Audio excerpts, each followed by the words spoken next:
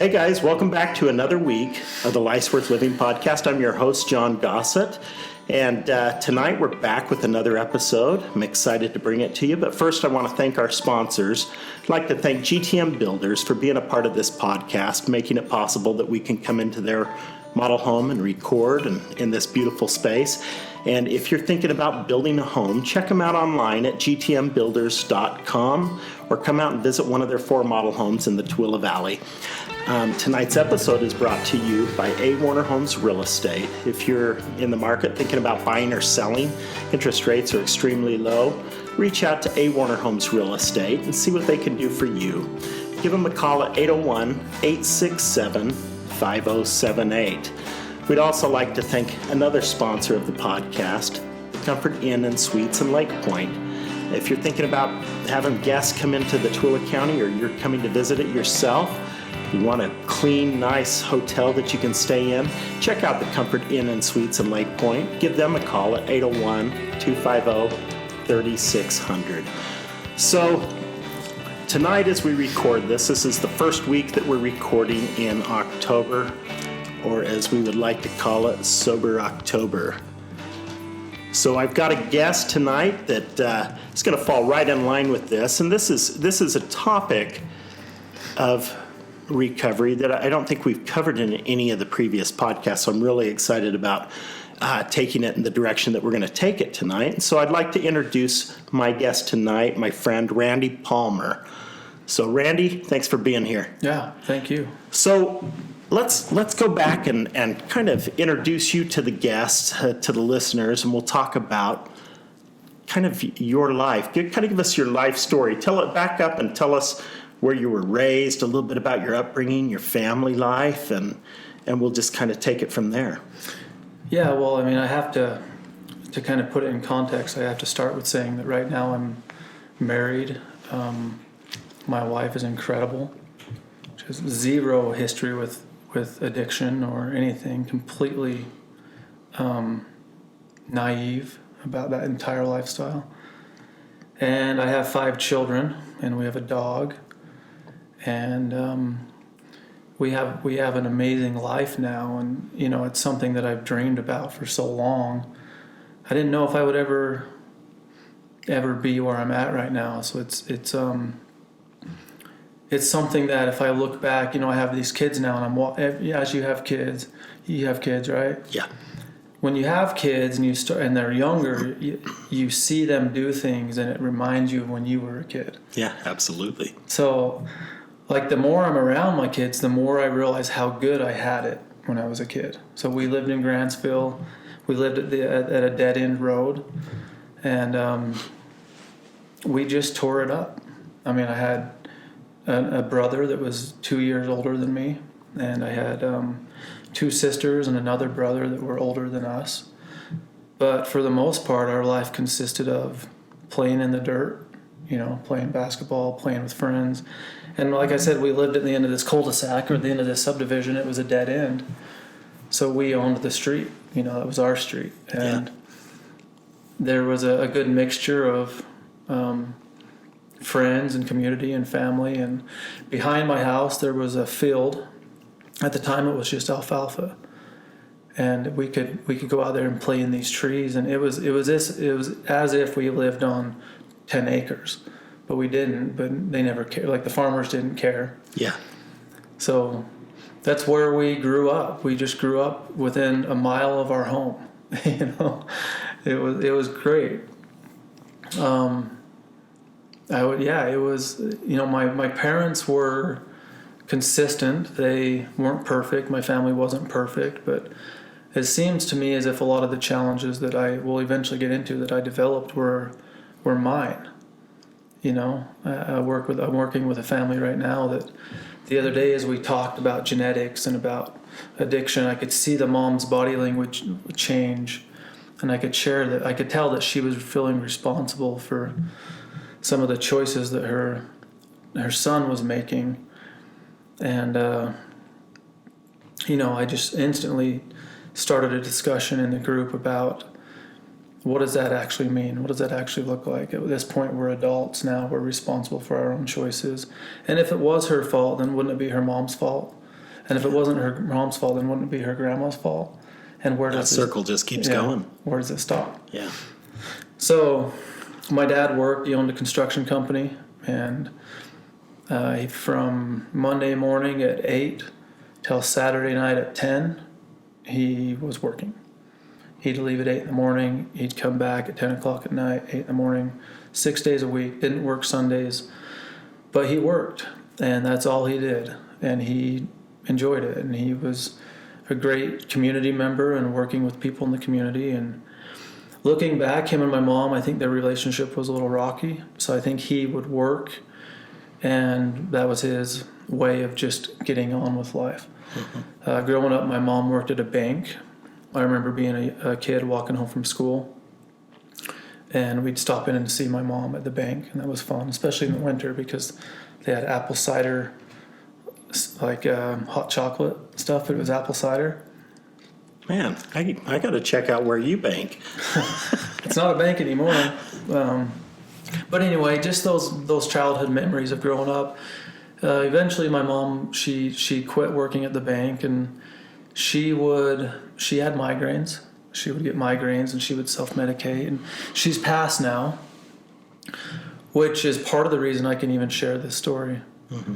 I honestly tried to do this 10 years ago, and it seems like it wasn't working. And the impression I had is that my mom, she couldn't hear it. She wasn't open enough and understanding enough to absorb my story without her feeling negative towards it. Yeah. Even though I'm like, and what is negative now? Like, it's a simple thought to shift something to a positive. And I've been able to do that now in most aspects of my life, with my personal journey, with my family as a whole. Mm-hmm.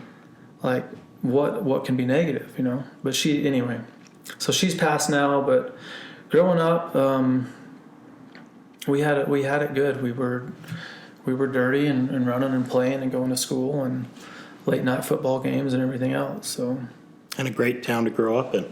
Yeah, it was fantastic. And so, how many siblings did you have? 4, 2 older brothers and 2 older sisters. Nice. And so you're the baby? Yeah, I'm the baby. And I do have to, you know, I kind of feel now like I can see, like I have compassion for people. Mm-hmm. And I've always wondered where that comes from. And you know, when you do something, you sometimes wonder if you're not trying to solve your own problems externally. Mm-hmm. Like, for example, if I'm trying to bring families together and heal them, is that because I'm longing so deeply for my own family to come together and be healed? But in my case, it's not the case. It's from a young age, I took on the role of a caretaker.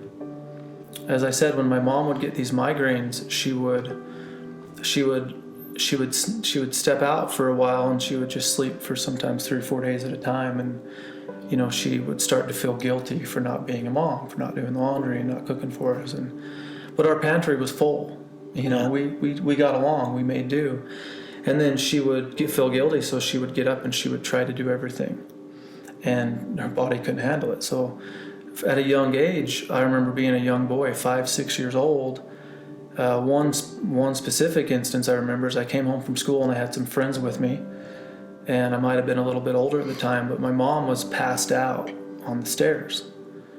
And I came through the door and my friends were behind me, and I quickly shut the door and I went back out and I told them, "You guys have to go home, I can't play." And then I would snap into this role of caretaker. I would snap into this role of, my mom would always tell me, you're my baby, you know, you understand and you're here for me. So I would go get her a pillow, I'd go get her a glass of water, I'd wake her up, I'd take her to her bed, I'd sit with her, I'd talk to her. And I just naturally fell into this role of seeing that she was struggling and seeing she needed some help. And that started from a young age. So I think naturally now I'm just kind of drawn to who's hurting and how can I help them. Yeah. You know? Now, and your mother, walking in at 5, 6 years old and seeing her passed out on the stairs, was that to her self-medicating, or was it a medical issue? What caused that, or do you even know? I mean, you were young. Yeah, and looking back, I self-medicated plenty over the years, and I never did that. Yeah. So I don't know what that was caused from. I think it was, one of the things that even up until 6 months before she died, I would tell her, what's in that bag? Because she had these bag of prescriptions, and she was and getting up into my story, we'll get back to this, but when I was a teenager and when I started to develop social anxiety and phobia, like I was asked to speak in church and I just completely bombed it. And that's why I stopped going to church. And that's why I started using drugs eventually, because I could speak and and that's nothing new. People drink, it's called social drinking for a reason. It's so they can loosen up, right? So they can relax. But my mother was very pro-doctor, pro-chemical, an outside remedy for my issues instead of an inside remedy. Yeah. And I know there's a balance there. I understand that. But she, even up till the day she died, she had this big Ziploc bag full of these, heart or blood pressure medication and, all this stuff. And I'm like, what's your doctor? Does he ever look at all these and wonder if they don't, might be a little, maybe there's some mixtures here that aren't healthy. And I'm not saying that prescriptions are all the time bad. I'm just saying that for her, there's any number of reasons why she could have been passing out. The underlying issue, I can tell you emotionally, if our physical ailments are a reflection of our emotional challenges, which I believe they are, she was adopted. And I think she was adopted at 3 months old. So she always struggled with that, even though she was adopted into a great family. And my grandpa and grandma were great growing up, her parents and her adopted parents. And there was some addiction in her family that caused her to be adopted. And some of her families, even from this area, and she knew who they were. And so she struggled with that. That's something that she struggled with. And, I used to look at her and just be like, why can't you just shift it? Why can't you just shift your thinking from a negative to a positive? And she didn't understand it. And then after she died, I understood it more. We have more compassion for the dead than we do the living at times. And after she died, I thought back, and it's hard for me to speak about this because sometimes when I share this story, I know there's single mothers that listen to this podcast, or I know there's people out there that have had their kids taken from them through the state. And I know there's families out there that are less than ideal. So I have complete understanding and compassion for everyone. And I also have a deep belief that in the future, at one point, everything will make sense. Yeah. But I'm not going to not talk about things. But I had this vision that my mom was a little girl, like 6 weeks old, a month old, crying, and nobody was picking her up, Her mom had an affair, and she was born from this other guy, and then her mom's husband said, I'll take you back, but the baby's not coming. So the baby's not welcome back.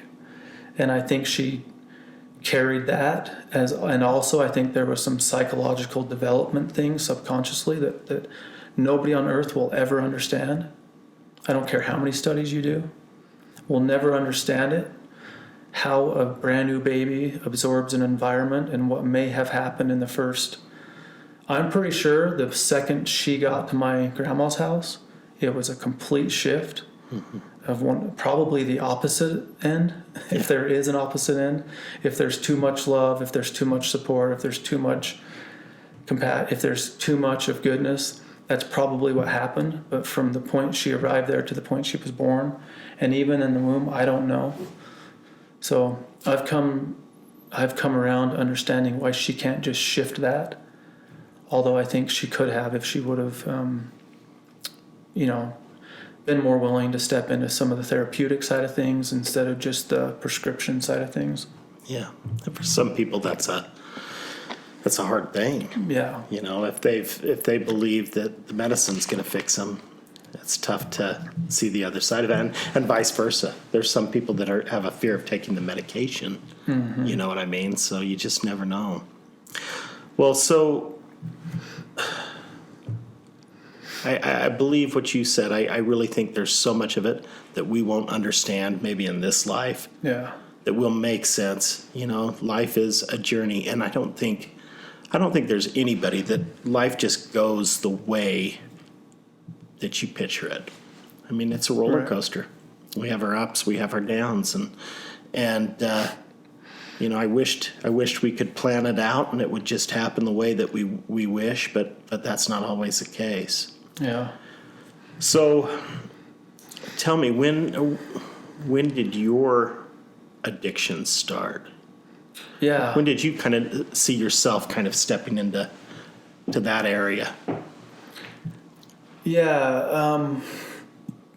As you know, when I would say 13 or 14 was the first time I kind of started to break away from the norm, as far as normal being what I had my behavior up to that point. I remember doing little things, and some kids, you know, we were just kids, but I remember giving myself eraser burns at school, heating up paper clips and giving myself little tattoos, my girlfriend's name on my arm, and wearing baggy clothes and wearing my shirts inside out, which I sometimes still do for some reason. It just feels more comfortable, you know. But yeah, for me it was, you know, I believe addiction is a symptom of something that is deeper. So even though there was no drug use until I was probably 17, 18, but the addiction, as far as the underlying roots of the addiction for me, started when I was probably 13, 14. When you were coping. Yeah. Using it as a form of coping. Yeah, when I started to not feel comfortable in my environment, even though my environment hadn't changed. Looking back now, I describe it as I feel like the world was giving information slower than I was receiving it. Like, have you ever been to the Denver airport? No, I haven't been. I've In been to Colorado Springs, but not. In the Denver airport in Colorado, there's this long escalator, and it's not stairs, it's just flat. It goes for like, I don't know, 500-600 yards or something. It's long. And when I get on that thing and I walk, the vibration is more comfortable with me than just walking normal. Like, the speed of life is better. Yeah. And even sometimes running. But I would say 13, 14 was the real time when I started to feel like something, you know, those teenage vulnerable emotions that you start to feel. I would say it happened then, and then it kind of escalated to going from the clown, the class clown, to the confident athlete and, you know, kid in the neighborhood, to starting to do things different. Like, I remember hiding my shoes. My mom was overwhelmed. She'd say, "Everybody get ready for church." And I was 12 years old, and I'd hide my shoes under my bed. I'd say, "I can't find them." And she'd say, "Oh, okay, well, never mind then." Because she was just completely overwhelmed, right, trying to get us there.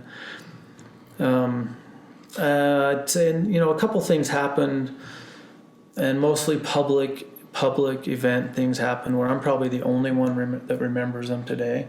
But when you're a 16-year-old kid and you do something that's embarrassing, it's kind of like a brand on your soul. Yeah. It just sears that emotion in deep, right?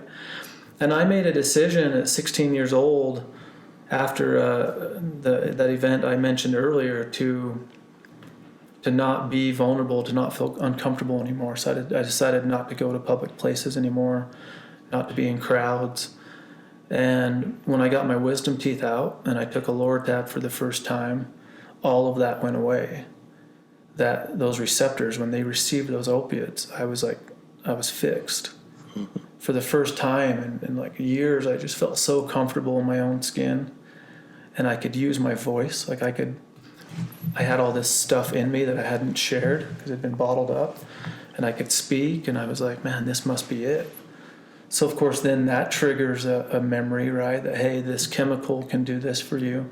So then I started to experiment with just different drugs, and most of it was coping with that underlying belief of just not being good enough, not feeling like the world understand me, not feeling confident enough to know that it's okay if you do something and you mess up. It's okay if you make a mistake. It's okay if people laugh. That's part of life. Learn to laugh at yourself, move on. And when I went to my mom and I told her that I was afraid to go to school, we went to see the doctor, and then it was a trial of a year experiment of different drugs and different social anxiety medications, and I feel like she was doing the best she could, but it made an impression on me that I was broken, and that somebody else could fix me, or that something out there could be given to me and could fix me. And when it didn't, it was just very depressing. Yeah. I don't remember anybody putting their arm around me and saying, hey, we need to have a talk. And maybe they did, and I was closed off to it. But man, when I see a teenager these days and they get nervous or they make a mistake, I don't care what I have going on, they get my undivided attention for some time. And I sit down and I tell them that it's okay to feel nervous, that some people it never goes away. Yeah. And just try to give them that little bit of a push that some battles you have to just fight. And the only way to get through them is to fight them. And that's eventually what I had to do. But it was a challenge. I mean, I went to a dark place for a while. I would say my first experimental drug was at 17 years old. So fast forward, I'm 23. And I'm an active OxyContin user, methadone user, not working. At the time, my family they were all living in the same town. They were completely lost. I even went to them on more than one occasion and just came completely clean. Said, hey, I can't quit. And my dad and I would make an arrangement where we would, they didn't know, we were in over our heads. And we would monitor my bank account, and then after a while I would start lying, and that would kind of go away, and another year would go by. But it got to the point where I had certain friends that said, and they were using too, but they said, I'm not going to hang out with you tonight because you use too much and you're going to overdose, and when you do, I don't want to be with you. And I had one, you hear these stories about people overdosing and things, but for whatever reason, I had another shot. I was tired one night, and and this isn't to brag or anything, but to just give an idea of what people do. I got a prescription for like 180 of these pills, and I got home and I took 10 of them. And then later that night, I took 10 more. Wow. And that's just what we were doing at the time. These weren't like super high dose, so you needed more. And when I went to bed, I was tired, and I fall asleep, right? Well, next thing I know, I have like this experience where God or an angel or something is telling me, you need to sit up in your bed and you need to take 10 deep breaths right now, or you're gonna die. And I remember being like, okay, and I was probably 3 or 4 in the morning, and I sat up and I leaned back, and I remember I got to 3 breaths. But number 1 was like bench pressing, like a new PR, like a personal record. I was forcing myself with every muscle in my body to get another breath in. I remember that like it was yesterday. And then I got to 2, and then I got to 3, and I woke up in the morning. So did it get easier with each breath, or? I don't know. All I know is I got to 3 and I fell asleep. And I don't know, but I do know that I got up the next morning and used within 20 minutes. Wow. So did that scare you that you had other friends that were actively in their addiction saying, man, you're taking it too far, I don't want to be around you? tonight? Because, I mean, did that scare you, or did you think that they were just being overly cautious? No, I don't remember it scaring me at the time. At that point, when you've been stuck in an addiction for 3 or 4 years, like I had, and I don't think it matters if it's 5 years or 25 years. Yeah. When you're broken to the point where you don't believe that you can quit anymore, you don't believe that you can change, because contrary to what people believe, somebody going through an addiction, they have moments when they sincerely want to quit. Yeah. And they do things and they try to arrange their environment so they can. And I had done that so many times because I still had my morals. I remember still being like 100% honest, even with like trading these drugs and selling them and buying them. Like I was still like, oh, I got to follow the rules of society, And I had boundaries. I wouldn't, if I was sick and if I needed something, I never got arrested. I never went to jail. I'd say, no, I'm going to wait. Like I had certain boundaries where I'd say, I'm not going to cross those lines. But I don't remember being afraid of that. I just, when you're in that mindset, one, you think it's not going to happen to you. And then two, if it does, it can't be much worse than it is now. Yeah. I mean, it's not, that strive to survive is kind of foggy. So what was your bottom? What was my bottom? Yeah, when did you feel like you hit your rock bottom? Yeah, that's an interesting question because I teach families now that rock bottom is a myth. Because there's myths out there that people are told there's nothing you can do. And over the years, a lot of people, out of confusion and a lack of information, knowing how to deal with addiction, they've kind of just stepped back. Or some have been so engaged and failed that they can't personally handle another failing, so they just step back and they say there's nothing I can do. And then there's people out there that say, yeah, you have to wait for rock bottom. You have to wait until they hit rock bottom. But yet they're involved in this very dynamic, intricate circle of family members, this state of inertia where everybody's playing a part, but the entire system's looking at one individual saying, no, we got to wait for that person to change. So it's a fine line there on self-responsibility, but for the sake of the term rock bottom, I think I started to grow out of addiction. They say it's a progressive disease. I do believe it's a disease, but I don't believe everything they say is always 100% accurate. Mm-hmm. The statistics on addiction are so off because the nature of addiction is to lie. Mm-hmm. So I would say I started to grow out of it when I was 23. I wanted a family that I have now. I wanted a little boy that I could wrestle with. I had a little nephew, and I knew that the way I was living and the people I was around weren't going to get me there. I was observant. I had the gift of discernment. I could see other people, and I observed them closely and the way they behaved and how that was connected to the consequences and the joy that they had in their lives. And I wanted to make that adjustment more towards the light, but I had that addiction. But I started to have this teeter-totter effect going on in my own heart. And I think God was really moving on me. And, you'd have conversations where people would say something to you out of the blue, where he was moving on other people around me as well.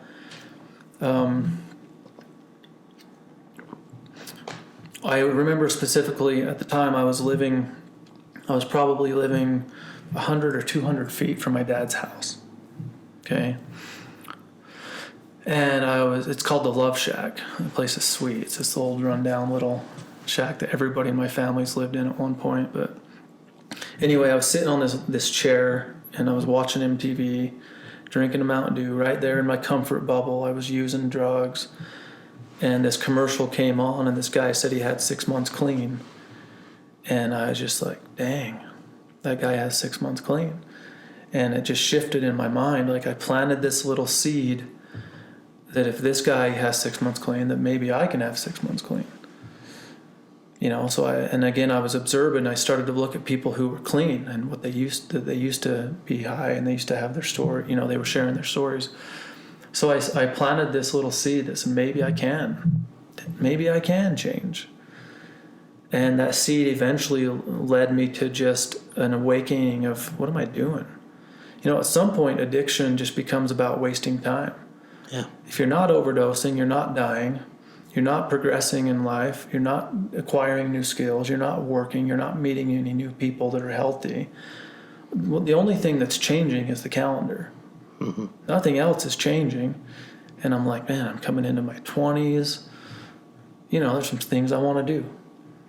So for me, it wasn't like this major event where I woke up in jail, 7 cents in my pocket or whatever. It was just, I think I began to grow out of it, which does happen for some people. I've seen too. So. And so how old were you when you got married? 27. Okay. And so by then had recovery started for you? You were... Yeah. So there's a space there from 23. 23, I walked up to my parents' house and I said, I need to go to rehab. Gotcha. And they didn't believe me, so I walked to a bishop's house and I said, I need to go to rehab. My parents don't believe me, so we walked back to my parents' house and I checked in like 2 days later. So I went to Matter Behavioral Health in Mount Pleasant, and friends with the owners of that place today. It was a great experience, 90 days. When I was in rehab, I went in there with a fighting spirit. Like I said, I was starting to grow out of me. So I went in there with a fighting spirit, and their program, hate it or love it, was adaptable to the person. And I had they gave me an inch of rope and I used it, and they gave me a foot and 2 feet. And within 3 months, I'd made friends there in the community, and I was pheasant hunting and snowmobiling, and I had started to transition back into church activity, had been going through the repentance process. And when I was in rehab, I had a spiritual experience that was pretty clear. I was supposed to go on a mission. And when I got out, I graduated in like February of 2006. And I knew that I'd had that experience, but I wasn't really sure what to do with it. I was working for my father's company at the time, and we were driving back from lunch, and I said, Dad, I think I'm supposed to go on a mission, and he's like, well, how much money you got? And he was kind of negative, but I knew he had the money, and I was, so I planted the seed there. But I was eventually, with the help of hundreds of people, I was able to get on a plane, and I went to Arkansas for 2 years. And I think that's where I really solidified my recovery. Yeah, man, because we didn't do anything. I didn't go to any meetings. I didn't, as far as 12-step, I didn't even talk about my addiction. And that was kind of the beginning of it. But in recovery, it started to change my identity, because in rehab it's, hi, I'm Randy, I'm an addict. And then it became, hi, I'm Elder Palmer. They didn't know the difference. I think what you focus on increases. And so, you weren't doing the 12-step meetings, and you weren't introducing yourself as a recovering addict. You were focused on taking something to the people. Yeah. And I, we'll get into that, but that's evolved even more now. And I have understanding for people that do that. I like the 12-step meetings. I like AA if it works for you. I just approach it a little bit differently. But so I went on my mission. My wife, she heard that I'd went, because we'd met before I went. I was out of rehab like 3 months, and we happened to go on a double date, and we met. But we weren't dating. She was dating my cousin, actually, who proposed to her, and she said no. So I'm going to make sure he listens to this, because we joke about it all the time. Anyway, I'm getting off track, but we met. She wrote me on my mission. We wrote for 2 years. That was the foundation of our marriage, was letters.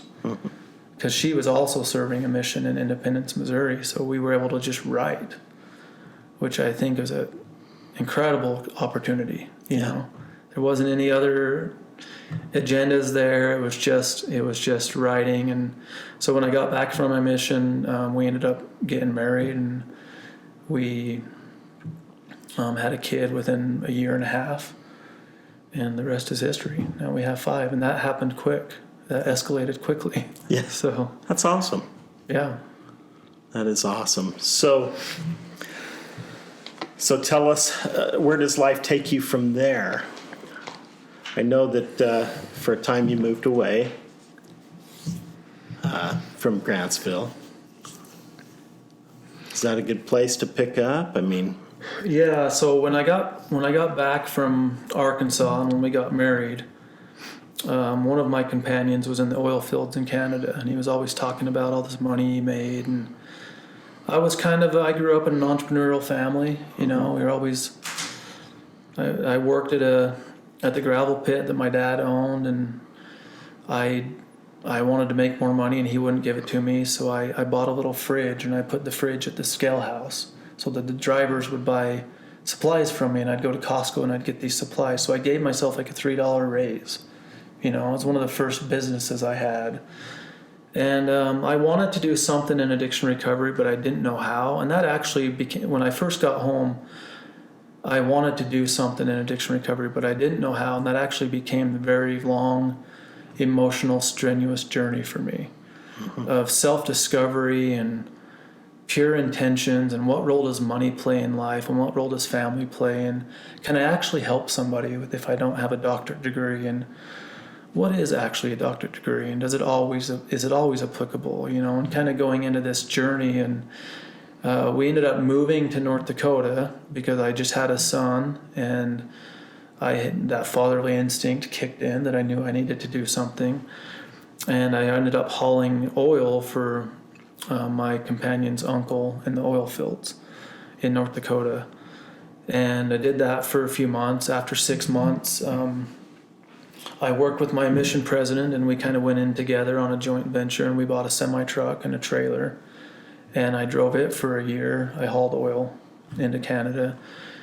But it was very, I remember one day, and this was the oil boom, 2011, 12 in North Dakota, and just a lot of stuff going on, and this excitement in the air for oil. And there was also a lot of, for my church, there was a lot of missionary opportunities up there, and I really enjoyed that environment. But my personality, with that analogy that I told you about the escalator deal at the airport, sitting in a semi-truck for 14 hours a day is the complete opposite. Yeah. And it started this journey for me of self-discovery, where I started listening to podcasts, and I started thinking, okay, maybe I'll be a life coach. And I went down that path for a while, and I joined a few courses, and I tried to sign up all my friends and family, and it kind of rubbed me wrong and rubbed them wrong. So I backed out of that, and then I started a few different courses where I wanted to help people improve their businesses. And I went to a few seminars in California that were very expensive, and when I was there, I just felt like there was nothing. Have you ever looked at someone who the world would consider extremely successful, but it's as if they're hollow? There's nothing there. And I kind of started to sense that in some of these circles of, scalable coaching programs. And I just was missing that structure, that information that connected with me. But I was in the oil field. I went, changed companies a couple times, moved back to Utah for a year. We ended up going back. But when I moved to Utah, I tried starting a freight brokerage because I decided I don't want to drive anymore, so I'll broker loads. And I got 6 months into that, and I was burning through cash, and I just quit. And when I quit, I made up my mind.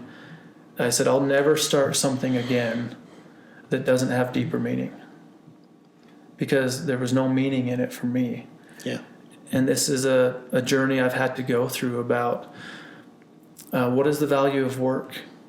And when God says in Genesis, by the sweat of thy brow thou shalt eat bread all the days of thy life, does that mean by the sorrow of thy soul? Should you be forced into work that you don't enjoy? Because my father-in-law would tell me, yes. Pull up your boots and go do it. Yeah. Don't worry about it. And there's differing opinions out there. With the millennial side, you hear follow your passion. And some would say don't do anything. Take government assistance until you find your passion. And of course, that's not correct.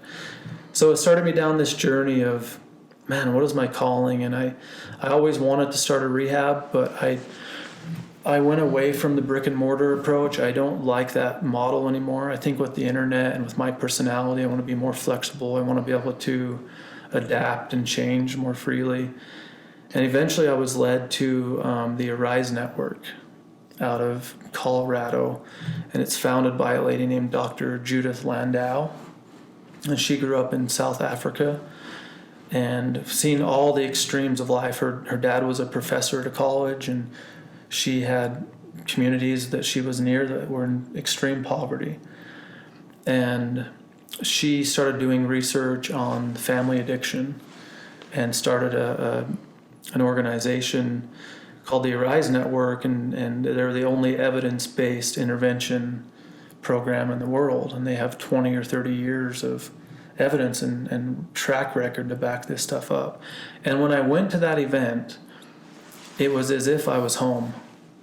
Like, it all just made sense. I walked in, because I went to some coaching stuff in California where this guy was making these offers from the stage for $80,000 and trying to get people to put it on credit cards. And he pulled me up on stage and we talked, and I told him that I wanted to do stuff in addiction recovery. And he's like, man, I wouldn't go into that field.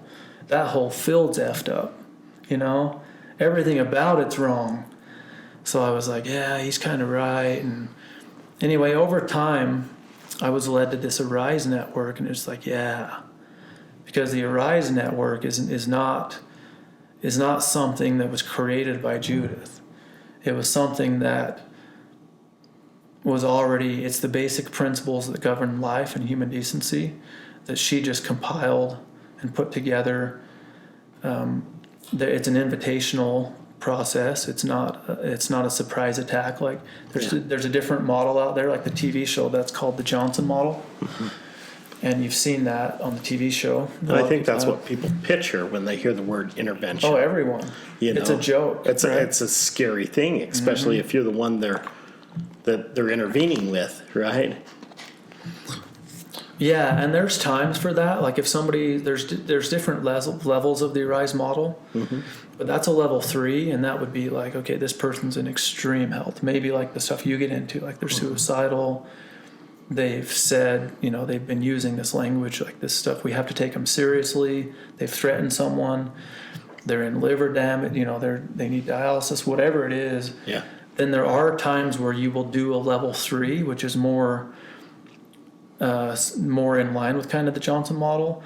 But over the research that the Rise model's done, less than 2% of cases ever go to stage 3. Ever. Yeah.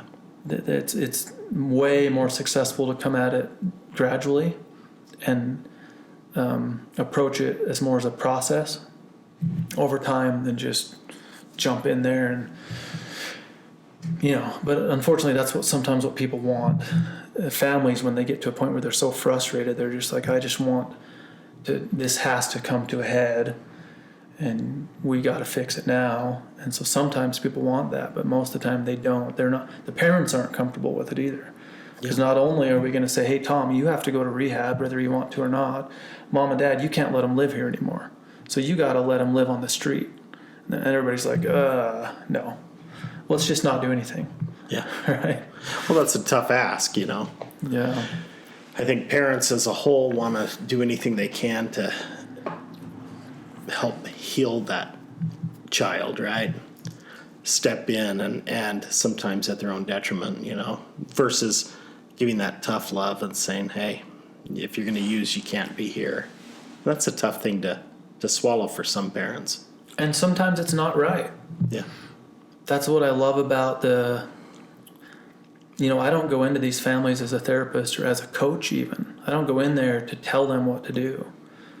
We draw upon the family's own ideas and the family's own solutions to their own problems. I just help them stay on track. It's something that the entire Arise model is based on the family's intergenerational strengths. Every family has a story. And a lot of our families have negative stories, right? I could look at mine and say, well, my mom was emotionally unstable and my dad didn't spend enough time with me and I grew up and had social anxiety and we're a mess, right? Mm-hmm. Or I could say, man, like we took the experiences we had, now because of that, now we have empathy and now we can get together and talk. And this addiction was a gift in our life, really, because it taught us how to confront challenges, and now we can communicate more clearly. Like after going through that, my brother, who's 2 years older than me, can pull me aside and say, just so you know, if you ever use again, I'm gonna punch you in the face. And I believe him.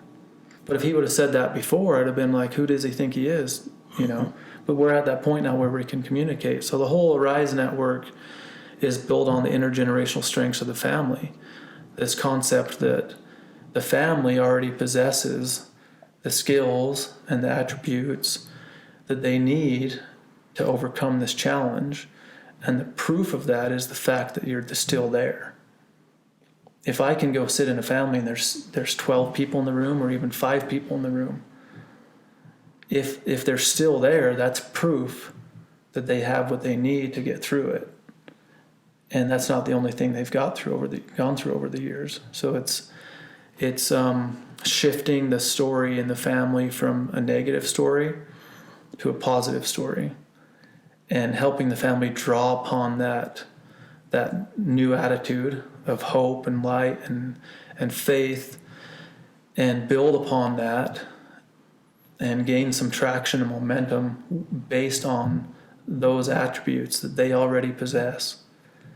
And then use that as a starting point. So, okay, putting addiction in the middle of this family, shifting the family perspective.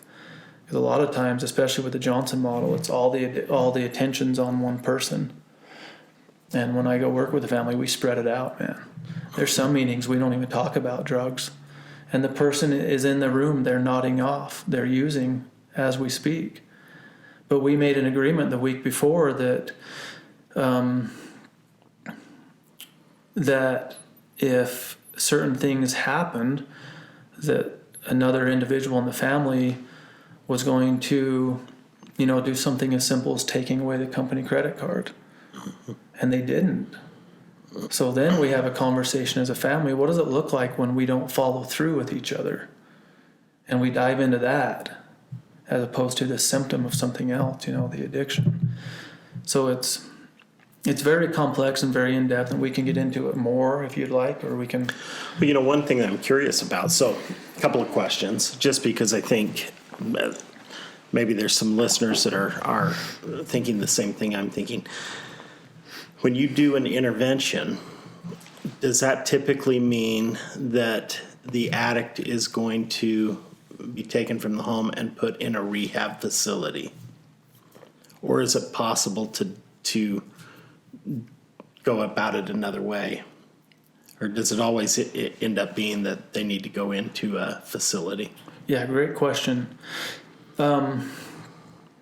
It depends on what the family wants, mm-hmm. and it depends on what the family's willing to do. Mm-hmm. If the son or daughter or mom or father is completely willing to go into a facility, and they're going in there with the right understanding, and the family also is knowing that this isn't a situation where we send them off and we change them and then we bring them back and the family's going to be fine. Mm-hmm. This is a process where I'm going to be working specifically with the rehab. Like they have a release of information. Like nothing goes on that everybody doesn't know about. And if the rehab won't work with us, we're going to a different rehab. Mm-hmm. Typically the model is, the way I look at the current model of addiction, it's like 80-20 or 90-10. 80% of the work is done by rehabs, psychiatrists, counselors, jails, prisons, and then 10% is, hey, let's bring in the family if we have time, right? This model, it shifts it. This is 80% of the stuff we're going to do as a family. Gotcha. And we're going to call for outside help if something comes up that's outside of my lane. I understand I'm a trained interventionist. I'm not a therapist, not a counselor, not a doctor. It's not therapy. If we come across something that's just like, this is way outside of my lane, we'll draw upon that. Mm-hmm. But it depends where the family is. rehab is very expensive. And if they don't have insurance,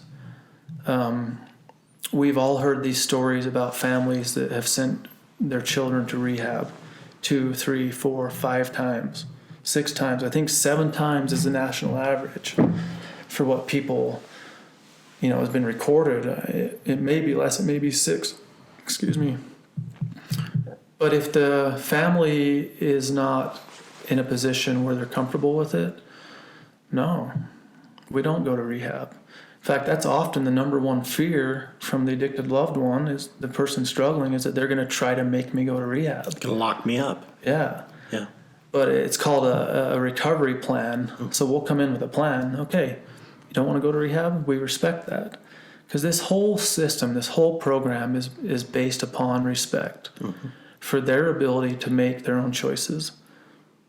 I don't work with people under 18 years old as far as directly, like taking them to detention. These are adults.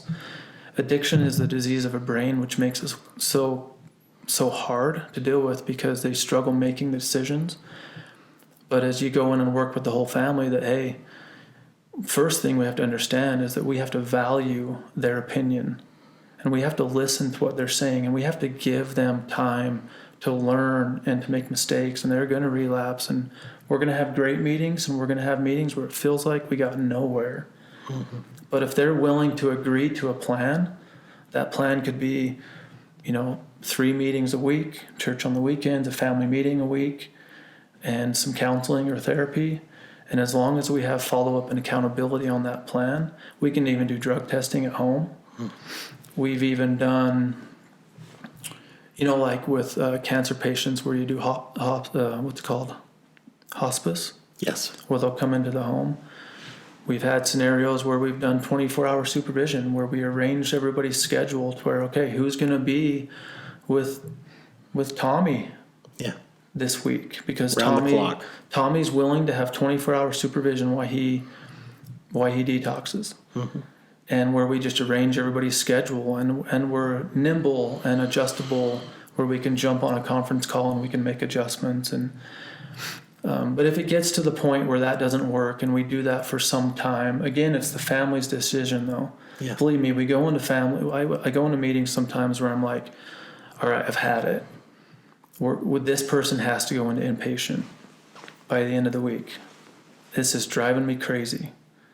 And the family's like, well, we really think you're doing good, and we really love you, and I feel good about the process. I feel good about the changes we've made, because they're constantly making adjustments to helping that individual take personal ownership for their own life.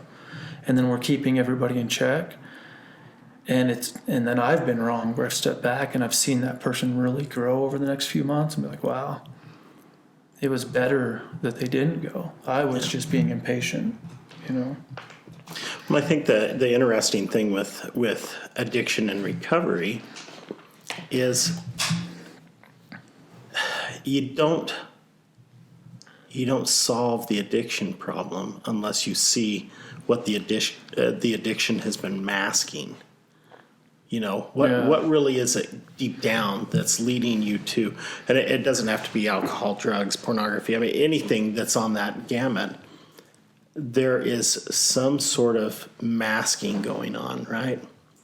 That they're burying something down deep, or trying to mask something that they've been through with their addiction. And so I think what you're saying is you work with the families, you're really trying to get to the root of what's causing it. Yeah. And I may not be the one to do that. Yeah. That may be within the family. That may be therapy. But I'm the one that helps them find the right therapist. I work with the therapist and say, I'm not a therapist, but what you guys talk about last week? We do a release of information. We make sure everybody's on the same page. But I completely agree with you. And it's not just on an individual level. It's on a family level.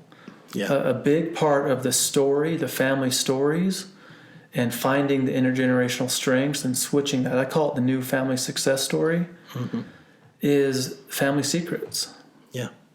Family secrets will will hinder your progress faster than anything. Yeah. These things that we all know about, that we don't talk about. And unfortunately, a lot of times the family's success is just right there under those secrets, just getting them out, and it's not something that is easy. Sometimes they're so simple. It's like, that was it. That was your secret. Yeah, that was it. But those have been. Well, and I think, in all honesty, you're not just healing the addict. You're healing the family as you take them through those steps, because like you said, it could have been a parent that struggled similarly. Yeah. It could have been another sibling. It could, anywhere within that family, you could see that maybe as they're watching this progress with the addict, that there's something healing them because they're going through those steps with it. Absolutely. One of the hardest things that's hard, the hardest thing when I first come in and work with a family is called shifting the family perspective. Mm-hmm. Because there's so much that goes into this, but there's actually been a couple studies done where the addicted loved one, the person that's using, or the addict, they initially started using because they wanted to protect the family. Mm-hmm. Because they could see that there was suffering going on within the family. There was secrets, there was unresolved loss and trauma.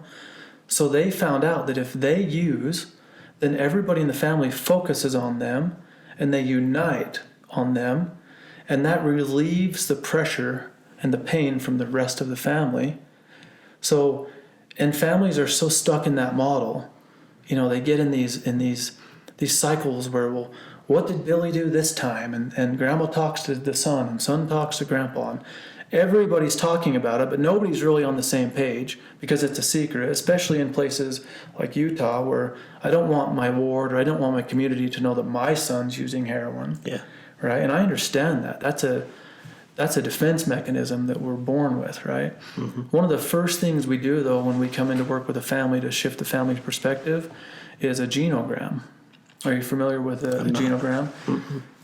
I'm not an expert at it or whatever, but doctors will use it to trace like heart disease, diabetes. Mm-hmm. It's basically family history. Yeah. So I'll get a whiteboard and I'll just kind of go in there kind of silly and unemotional and just try to, all right, guys, what's going on here? And we'll start drawing, okay, Tom, I understand that you're drinking a lot. That's, it is what it is. We go up to the parents, and there's these different colors, and then we go up to the grandparents, and, green would be transition. There was a move or a natural disaster. Red would be addiction. Orange would be mental illness. And you go back, we go up to their parents, their grandparents, their great-grandparents, and then there's black lines that, a fused relationship, like very solid relationship, would be 3 lines. A divorce or a miscarriage has their own symbol. And then you paint like this huge map on this whiteboard of this whole family dynamic. And you kind of have to do this in a way that's like, hey, guys, sometimes I share mine. I show them, look, this is mine. See, there's a lot of colors. Don't feel bad. It is what it is, but let's just start talking. And most families will open up. And that's why I go to their home, because they're more comfortable in their home. Yeah. And kids are welcome, man. Like the whole process is invitational, and it's all about just being open and free. So the point of that genogram, though, is to, 1, pull out some family secrets, but then 2, shift the perspective. So if Billy's sitting there and he's thinking, oh man, who's this Randy guy? And where's this going to go? What have I got myself into? I'm so disappointed in myself, but now we're here, and look what I've done. And he's like, all of a sudden it starts to shift.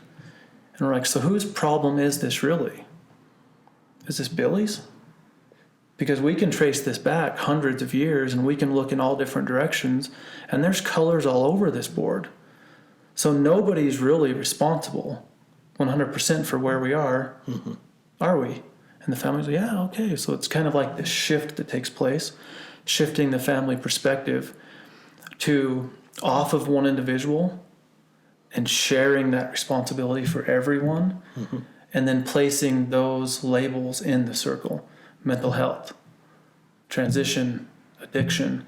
But Billy, if he's the addicted loved one, if he's the addict, he comes out of the circle and we place the addiction in the circle. So he becomes part of the board of directors, part of the team. So that the name of my organization is Family Counsel Recovery. And that's not counsel like counseling, that's counsel, COUNCIL. Gotcha. So the family counsels around that genogram and around shifting the family perspective to make it so it's not just all about one person, because it's normal and it's common and it happens all over the place. It's something that we're just conditioned. So tell me this. So you've been doing this for a while. Can you tell me a success story? I mean, you don't have to get into detail. We can keep it the anonymity there. But can you tell me of an experience you had that you saw as a real success? Something that shows that, you know, this works, that people can recover. Yeah, it's again, even the way you phrase the question, you know, what determines success? Mm-hmm. Because clearly if somebody calls me, it's because they're in crisis. They have one thing they want. What do you think that one thing is? To be free from their addiction. They want their loved one to be free from their addiction. Mm-hmm.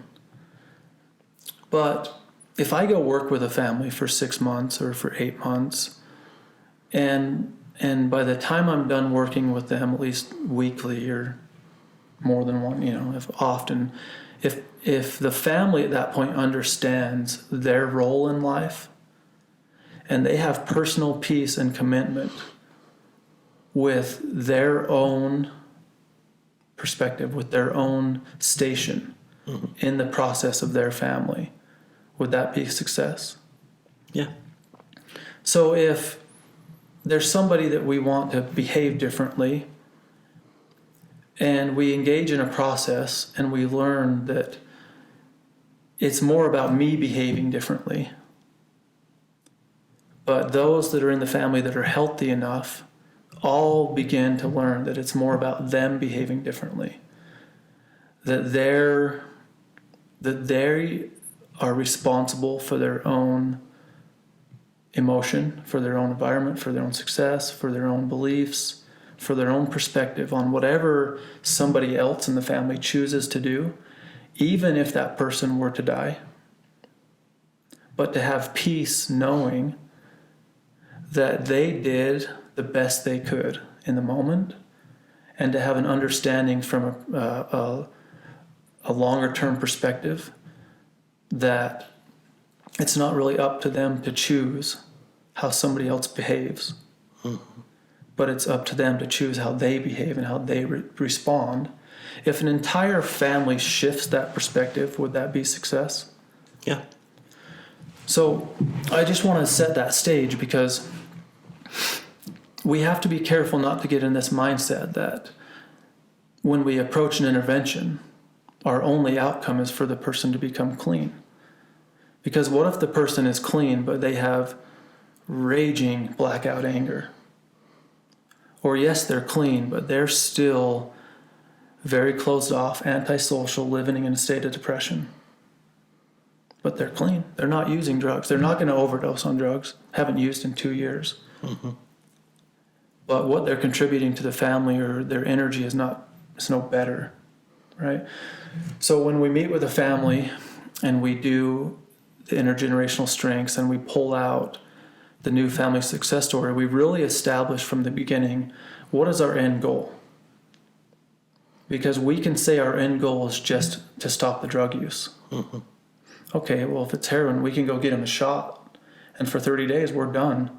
I'll see you in 31 days. Congratulations, you guys are successful, right? Yeah.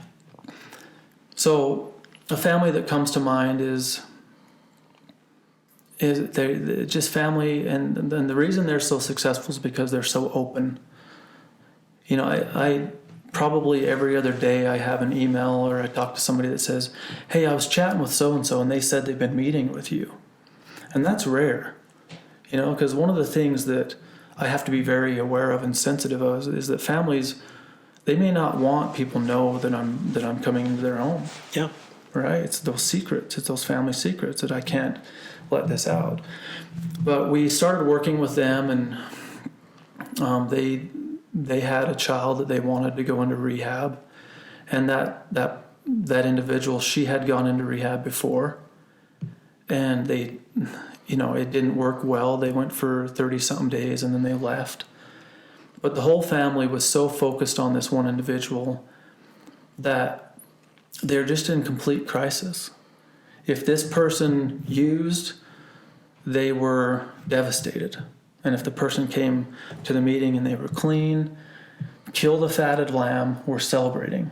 Mm-hmm.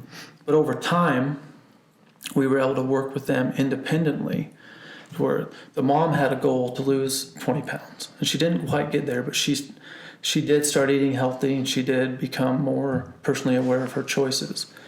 The dad had a goal to manage his guys better at work. 2 of the people in the family were in recovery and were using Suboxone and had been for years. And they were using like 7 to 8 milligrams a day, and they got down to 1 milligram each. Another person in the family was using sleeping pills to sleep, couldn't stand them, quit completely.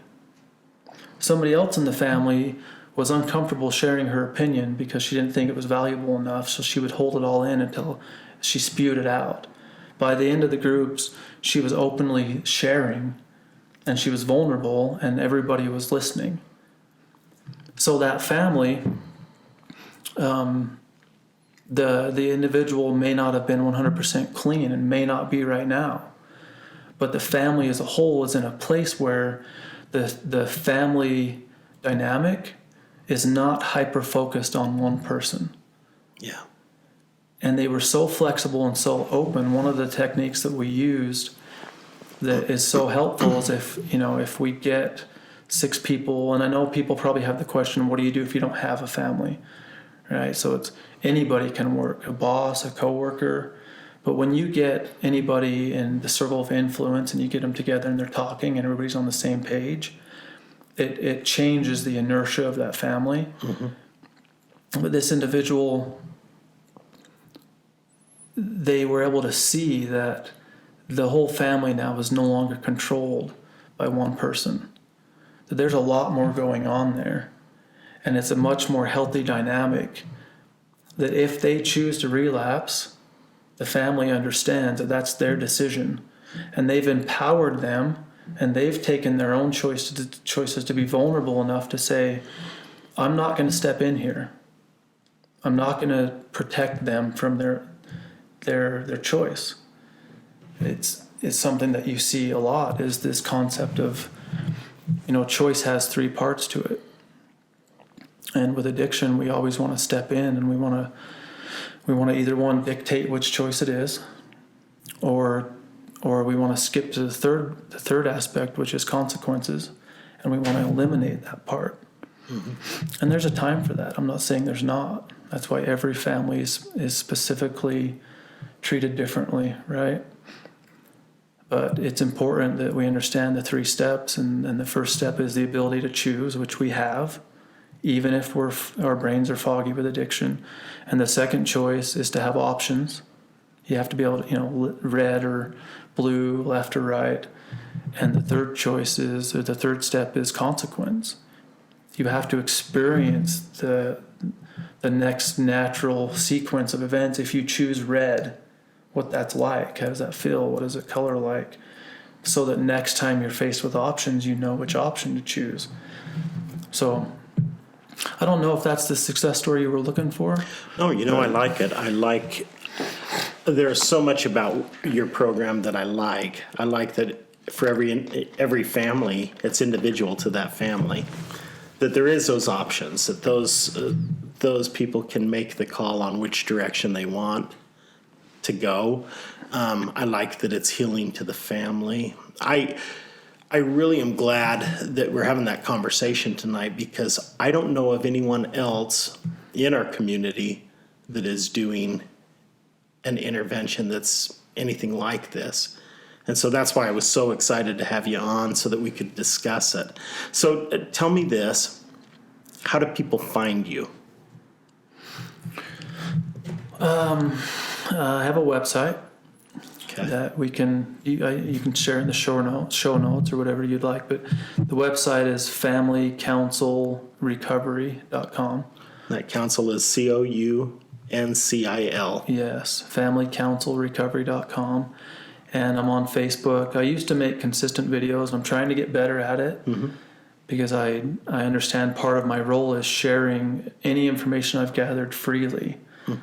And I even encourage families to start this process on your own.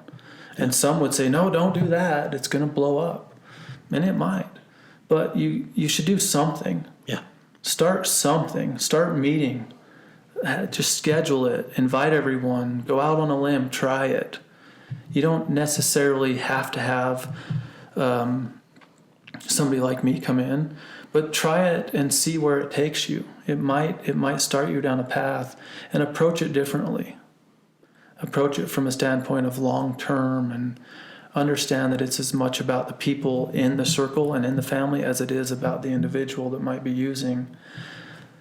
So familycounselrecovery.com, Randy Palmer Motivation is the Facebook page. I have my family page that I kind of stick to for just my family and friends, but the Randy Palmer Motivation is the business aspect things. So, and the family, working with the videos, and I have a couple manuals. I have a book that's coming out soon, and I do some other things as well. I work with a rehab out here in Florida. We have an outpatient office that we're starting. So Matter Behavioral Health is a partner of mine, and we're going to be doing intensive outpatient, general outpatient. Perfect. Different stuff like that too. So that's also an option that we have out here. So. Well, so, I'm sure there are people listening that have someone in their family that's struggling, and, it becomes a learning experience for the whole family. How do you deal with it? Where do you go for help? And I think that you are such a good resource that I hope people will take the opportunity to call you up. I mean, I'm sure you can talk on the phone and have them ask questions, find out if this is a route that they want to take, one that they're comfortable with, one that they think fits. But I hope that people reach out to you. Now, there's more that I want to talk about tonight, but I'd like to have you back on and we could discuss suicide prevention. Yeah. Is that something you'd be willing to come Absolutely. back and we could do another show another time? And, Yeah, that would be and great. because I didn't want to rush the intervention piece, and I wanted you to be able to lay out your kind of your story. And I think that was so helpful to people, because I think people were going to feel that, they're going to understand and feel a lot of common ground from your story to theirs, and they're going to be those people that it touches, and so I hope people will reach out to you, discuss the options, check out your website, maybe have a conversation with you to see if this fits. But I mean, the key is, and you've seen it as well as I have in recovery, there isn't a one size fits all. Absolutely. There's not that the 12-step program is going to fix it. Mindfulness isn't necessarily going to fix it. Your physician isn't necessarily going to fix it. So it's got to be the right thing for the person, and it's got to be the right time, But I really hope that people will reach out to you, because I think this is a resource that is underutilized. And I think it's an amazing program. Well, thank you. I appreciate it. I didn't create it. I do follow it, along with some other outside resources. But I forgot to mention as well, people can email me if they would like. Mm-hmm. What's your email? The email is together@familycounselrecovery.com. Perfect. So it's easy enough to remember. Well, I appreciate you being here tonight. Now, if you're watching this, understand that, when we talk about suicide prevention, we talk about addiction, we talk about mental health. They intertwine so much that if you're listening to this and you're in a dark space and you're feeling like, maybe nobody would notice if you weren't here, we need you here. And so if you're having thoughts that are troubling you or worrying you, or, that you're just going down a path that you got to talk to somebody, reach out to the Lifeline. Give them a call at 1-800-273-8255. They can take that call 24/7, 365 days a year, but we need all of you here. Everybody's on a path, everybody's on their own journey, but I'll tell you what, those connections that we have, you could very likely be the person that someone else needs, and so we need you here and to continue on your journey. So I do want to thank our sponsors, again, GTM Builders, for making this podcast possible, A. Warner Homes Real Estate, and Comfort Inn and Suites in Lake Point. Really appreciate those companies being willing to put their name with mine and be here to make sure that this podcast happens. So grateful for all of you coming back week after week, being part of this program. If you have any comments for me, feel free to call me at 435-277-0235. Email me at lifesworthlivingfoundation@gmail.com. Let me know if there's a story you'd like us to talk about, topic you'd like us to talk about, somebody you'd like to see me interview on this podcast, and I will try to make it happen. And again, thanks for being with us for another week, and we look forward to seeing you again next week. Thanks so much. Thank you.